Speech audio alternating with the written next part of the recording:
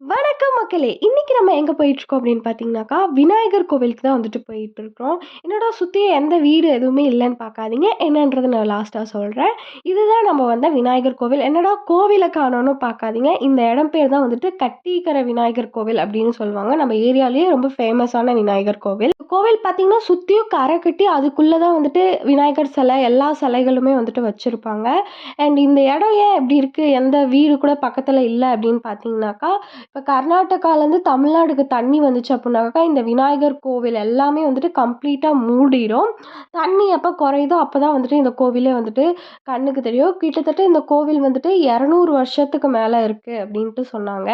And எனக்கு இங்க இருக்கிறதுலயே ரொம்ப புடிச்ச விஷயம் அப்புட்னா என்னன்னாக்கா, இந்த கிணறு தான் ரொம்பவே அழகா இருக்கும். ஸ்ட்ரக்சரும் சரி, நான் பார்த்தவரையிலும் எந்த கிணறுலயும் பெருசா ஸ்டெப்ஸ் வச்சு நான் பார்த்ததில்ல. இங்க வந்துட்டு ஸ்டெப்ஸ் எல்லாம் வச்சு நீட்டா இருக்கும். இங்க இருக்கிற கிணத்துலேருந்து தான் வந்துட்டு தண்ணி எடுத்துட்டு போய் சாமிக்கு வந்துட்டு அபிஷேகம் பண்றதாகட்டும், பொங்கல் வைக்கிறதாகட்டும் எல்லாமே வந்துட்டு பண்ணுவாங்க.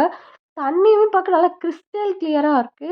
அப்புறம் என்னோட சிஸ்டர் தான் போயிட்டு இப்ப தண்ணி மொண்டுட்டு இருக்காங்க அபிஷேகத்துக்காக. இப்படிதான் ஒவ்வொரு ஸ்டெப்ஸா இறங்கி போயிட்டு, நல்லா அலசி விட்டுட்டு நம்ம கிராமத்து ஸ்டைல்ல அந்த குடத்த போட்டு அப்படியே வந்துட்டு மொண்டு எடுத்துட்டு வந்து பிள்ளையாருக்கு ஊத்துனா, பிள்ளையாரே உச்சி குளிர்ந்து நம்ம என்ன கேட்டாலும் குடுத்துருவாரு. இப்போ வந்துட்டு பிள்ளையாருக்கு பார்த்தீங்கன்னா, பயங்கரமா வந்துட்டு அபிஷேகம்லாம் வந்துட்டு நடந்துட்டுருக்கு. 1, 2 அபிஷேகம்லாம் இல்ல. நெறையவே வந்துட்டு பண்ணலாம். நம்ம எவ்வளோ திங்ஸ் வாங்கி குடுத்தாலும், அத வந்துட்டு அவங்க அபிஷேகம் வந்துட்டு பண்ணி குடுப்பாங்க. அண்ட் இங்க வந்துட்டு நெறைய ஃபேமிலிஸ் இந்த மாரி பூஜை பண்றதுக்கு வருவாங்க. ஒவ்வொருத்தருக்கா வந்துட்டு பண்ணுவாங்க. ஒரு சில கோவில்கள்ல ஒட்டாவே எல்லாத்துக்கும் சேர்த்து பண்ணி குடுப்பாங்க. ஆனா, இங்க வந்துட்டு ஒவ்வொருத்தருக்குமே தனியாவும் வந்துட்டு செஞ்சு குடுப்பாங்க. இந்த கோவில் வந்துட்டு எங்க இருக்கு அப்படின்னு பார்த்தீங்கன்னாக்கா, நம்ம தமிழ்நாட்டுல சேலம் மாவட்டத்துல வந்துட்டு மேட்டூர் சைட்ல மாதேஸ்வரமலை போற வழியில கோவிந்தபாடி அப்படின்ற ஊருக்கு முன்னாடி இருக்கிற விநாயகபுரம் அப்படின்ற ஏரியால தான் இருக்கு. அண்ட் ஒருத்தவங்கள மட்டும் அபிஷேகம் பண்ற விடுறதில்ல. நம்ம ஃபேமிலியா போனா, நம்ம ஃபேமிலில இருக்க எல்லார் கையாலயுமே வந்துட்டு அபிஷேகம் பண்ண வந்துட்டு அலோ பண்ணுவாங்க.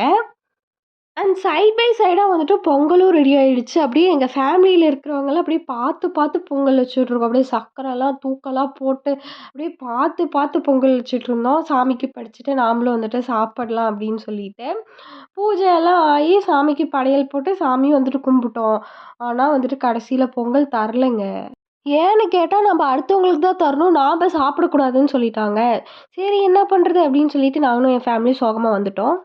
இந்த வீடியோ பிடிச்சிருந்தா லைக் பண்ணுங்க. இது போன்ற வீடியோக்கள பார்க்கணும்னா மறக்காம நம்ம சேனல சப்ஸ்கிரைப் பண்ணிக்கோங்க. இந்த வீடியோ பத்தின கருத்த மறக்காம கமெண்ட்ல சொல்லுங்க.